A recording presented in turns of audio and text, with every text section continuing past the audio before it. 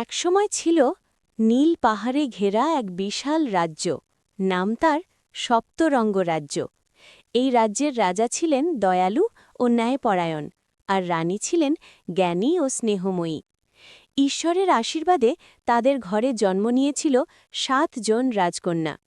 রাজ্যের মানুষ তাদের একসাথে ডাকত 7 প্রিন্সেস। ৭ জন রাজকন্যা দেখতে যেমন সুন্দরী, তেমনি গুণে গুণান্বিতা। প্রত্যেকের ছিল আলাদা আলাদা ক্ষমতা ও স্বভাব। প্রথম রাজকন্যা আরিনী, সবচেয়ে বড়, বুদ্ধিমতী ও নেতৃত্বদানে পারদর্শী। দ্বিতীয় রাজকন্যা বীণা, সঙ্গীত ও গানেই যার প্রাণ। তৃতীয় রাজকন্যা চিত্রা, ছবি আঁকা ও রঙের জাদুকর। চতুর্থ রাজকন্যা দীপ্তি, আগুন ও আলো নিয়ন্ত্রণে সক্ষম। পঞ্চম রাজকন্যা এলিনা, প্রকৃতি ও পশু পাখির বন্ধু। ষষ্ঠ রাজকন্যা ফাল্গুনী, ওষুধ, ভেষজ ও চিকিৎসায় দক্ষ। সপ্তম রাজকন্যা গৌরী, সবচেয়ে ছোট কিন্তু হৃদয় সবচেয়ে পবিত্র। রাজপ্রাসাদে তাদের শৈশব কেটেছিল হাসি, খেলাধুলা আর শিক্ষায়।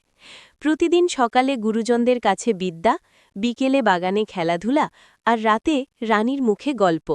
এভাবেই সময় কাটত। কিন্তু সুখ বেশিদিন স্থায়ী হল না। এক রাতে রাজ্যে এলেন এক বৃদ্ধা জ্যোতিষী। তিনি রাজাকে বললেন, মহারাজ, সপ্তম পূর্ণিমার রাতে কালো জাদুকর নৈরাশ্য রাজ্যে আক্রমণ করবে। সে রাজ্যের শক্তি কেড়ে নিতে চায়। যদি ৭ রাজকন্যা একসাথে না দাঁড়ায়, রাজ্য ধ্বংস হবে। এই কথা শুনে রাজা রানী ভীষণ চিন্তিত হলেন। রাজ্যের নিরাপত্তা বাড়ানো হল, সৈন্য মোতায়েন করা হল ৪ দিকে। কিন্তু নৈরাশ্য ছিল খুবই ধূর্ত। পূর্ণিমার আগের রাতেই কালো জাদু দিয়ে সে প্রাসাদে ঝড় তোলে। সেই ঝড়ে ৭ রাজকন্যা ৭ দিকে ছিটকে পড়ে। একজন পাহাড়ে, একজন অরণ্যে, একজন মরুভূমিতে, একজন আগুনের উপত্যকায়, একজন সমুদ্রের দ্বীপে, একজন ভেষজ জঙ্গলে, আর সবচেয়ে ছোট গৌরী হারিয়ে যায় অজানা পথে। রাজ্য শোকে স্তব্ধ হয়ে যায়। ৭ রাজকন্যার ৭ যাত্রা। আরিনীর যাত্রা। পাথুরে পাহাড়ে পড়ে আরিনী। সেখানে বন্দী ছিল এক ভয়ঙ্কর দৈত্য। নিজের বুদ্ধি ও সাহসে আরিনী দৈত্যকে পরাজিত করে পাহাড়ের সাহসের মুকুট লাভ করে। বীণার যাত্রা। অন্ধকার অরণ্যে হারিয়ে যায় বীণা।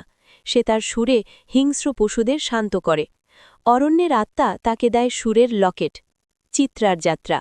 মরুভূমিতে চিত্রা বালির ওপর ছবি এঁকে জীবন ফিরিয়ে আনে। তার রঙের শক্তিতে সৃষ্টি হয় জল। সে পায় রঙের তুলি। দীপ্তির যাত্রা। আগুনের উপত্যকায় দীপ্তি আগুনকে নিয়ন্ত্রণ করে, আগুনকে বন্ধু বানায়। আগুনের রাজা তাকে দেন আলোর রত্ন। এলিনার যাত্রা। সমুদ্রের দ্বীপে এলিনা পশু পাখির ভাষায় কথা বলে সাহায্য চায়। ডলফিন ও পাখিরা তাকে দেয় প্রকৃতির হার। ফাল্গুনীর যাত্রা।